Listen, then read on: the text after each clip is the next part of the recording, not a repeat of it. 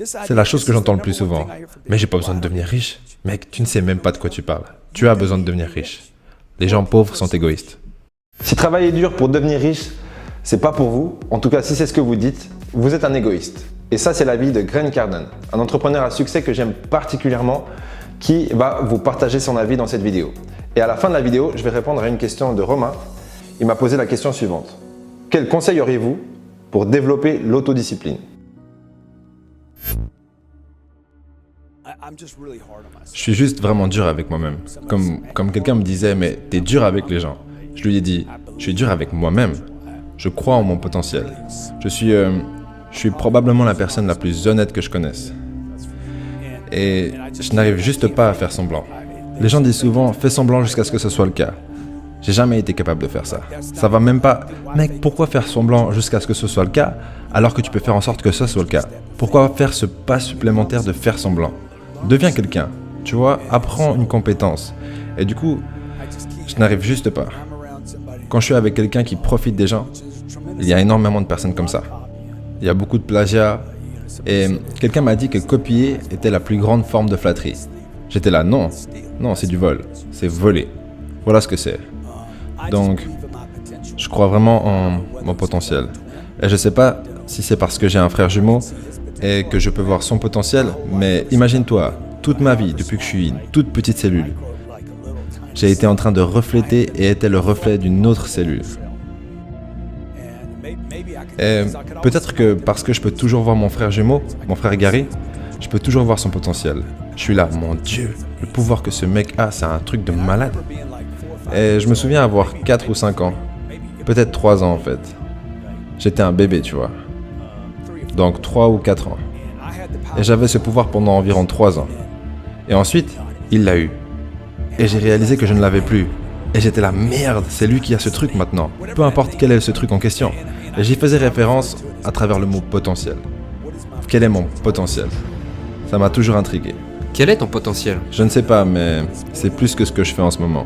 Donc c'est pour ça que je suis dur avec moi-même. Je suis honnête en ce qui concerne mon potentiel. Je sais que je peux faire plus. Et si t'atteignais ton potentiel?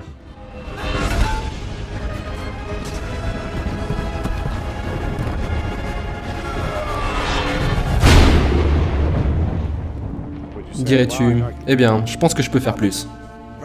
Probablement.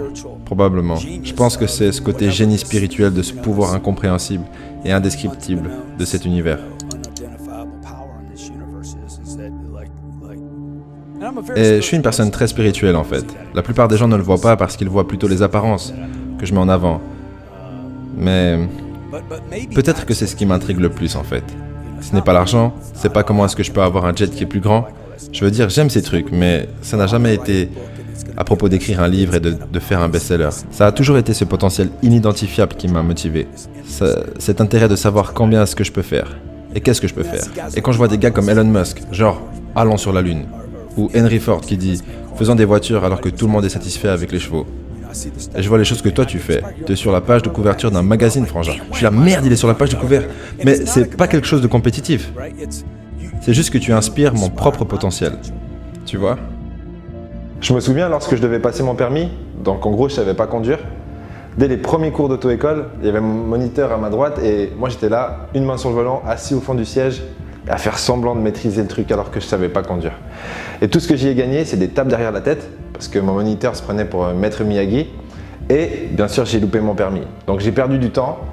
Tout ça pour faire semblant et agir comme si je savais conduire alors que je savais pas conduire. Heureusement, ça date un peu. Mais par contre, il y a plein d'entrepreneurs qui ont ce comportement en ce qui concerne l'entrepreneuriat. Ils veulent être dans une pièce qui les inspire avec l'ordinateur dernier cri pour être le plus rapide possible alors qu'ils perdent leur temps dès qu'ils ne sont pas derrière leur ordinateur, même sur leur ordinateur, peu importe. L'idée, c'est pas d'être dans les apparences. Elon Musk, il a lancé sa première société avant de lancer PayPal dans une petite pièce toute pourrie et autant vous dire qu'il s'en est bien sorti, malgré les apparences. Sans les apparences plutôt. Et du coup, n'essayez pas d'être fantaisiste avant d'être réellement fantaisiste. Je veux gagner beaucoup d'argent. Et c'est un point sur lequel je fais un travail décent, qu'on soit clair. Chaque fois que je te vois, je suis là. Comment est-ce qu'on peut faire de l'argent? Fais-en de l'argent, mec. Tu vois. Et la raison pour laquelle j'adore faire de l'argent, c'est parce que plus j'en fais, plus je réalise que ça dérange les gens. Ouais, carrément. Ça dérange les gens. Plus jeune, d'ailleurs, je pense que c'était pareil pour toi. Les gens n'aimaient pas en parler. On n'avait pas beaucoup d'argent et genre c'était un sujet un peu tabou. Qui aurait parlé de ses revenus à l'époque? Mec, c'est tabou. Et tu pourrais... Et les personnes qui ne veulent absolument pas en parler et qui disent ne dis à personne combien tu gagnes. Ne dis à personne combien tu as payé pour la maison. Ne dis rien à personne. Moi, je suis là, mais regarde un peu autour de toi. Je crois que vous avez des problèmes d'argent. Tous les gens qui donnent ces conseils n'ont pas d'argent. Ne parle pas de Dieu, ne parle pas d'argent, ne parle pas de politique, ne vends rien à tes amis, ne parle pas des étrangers. Et moi, je suis là, merde. Je ne peux parler de rien à personne, en fait. Et après, tu te demandes pourquoi les gens ne sont pas capables d'aller parler à quelqu'un. Et tu te demandes pourquoi les gens détestent vendre. Tu détestes vendre parce qu'on t'a dit, depuis que t'es gamin, de ne parler avec personne de quoi que ce soit. Toutes les informations ne sont pas égales. Certaines d'entre elles sont juste merdiques, et cette merde peut vous bloquer. Donc, je crois que ta question, c'était « Qu'est-ce que je ferais si je pouvais revenir en arrière ?» Bah, j'aimerais revenir avec les bonnes informations. Revenir avec les bonnes informations qui diraient « Deviens riche ». Qu'est-ce qui se passerait si c'était le plan d'attaque depuis le début? Va trouver un moyen de devenir super riche. Pour que tu puisses faire une grosse différence. Parce que tu ne pourras pas le faire sans argent. Elon Musk, il a cette option. Il a de l'influence et il a de l'argent. Et il a du courage. C'est une triple menace. Que dirais-tu aux gens qui ne veulent pas devenir autant riches? Ou qui ne veulent pas travailler autant dur? Vous avez les mauvaises informations. Vous êtes hypnotisé. Vous avez été mis sous méditation long terme. Vous êtes tombé sous le charme de « l'argent ne vous rendra pas heureux ». Mec, tu n'es déjà pas heureux. L'argent te permet de faire les courses. L'argent te permet de payer les factures médicales. Le truc que j'entends le plus de la part des gens, c'est Mais je n'ai pas besoin de devenir riche. mec, tu ne sais même pas de quoi tu parles. Tu as besoin de devenir riche. Les gens pauvres sont égoïstes. Les gens qui s'en sortent juste sont égoïstes. T'es égoïste. Parce que tu parles toujours de toi. Écoute ce que le gars dit. Tu lui dis, écoute mec, tu dois devenir riche. Et il répond, Non, j'ai pas besoin de devenir riche. mais toi, tu parles de toi là. Mais qu'en est-il de ton église et de ta communauté? Qu'en est-il de ces petits-enfants que tu pourrais aider? Qu'en est-il de ces enfants en Afrique? Qu'en est-il de ces problèmes d'eau dont tu parles? Ok? Les gens riches peuvent littéralement changer le monde. Les pauvres ne peuvent pas faire ça. Parce qu'ils sont trop consumés par les 60 cm qui les entourent. J'ai besoin de manger. J'ai besoin de manger. Il y a tellement d'artistes qui sont comme ça. Je suis un artiste, je suis pas un vendeur. Mec, tu es mort et tu as vendu une seule œuvre, ok? Mais quelle grosse honte! Comment est-ce que tu peux créer un travail aussi incroyable, juste incroyable, et jamais n'en parler à personne?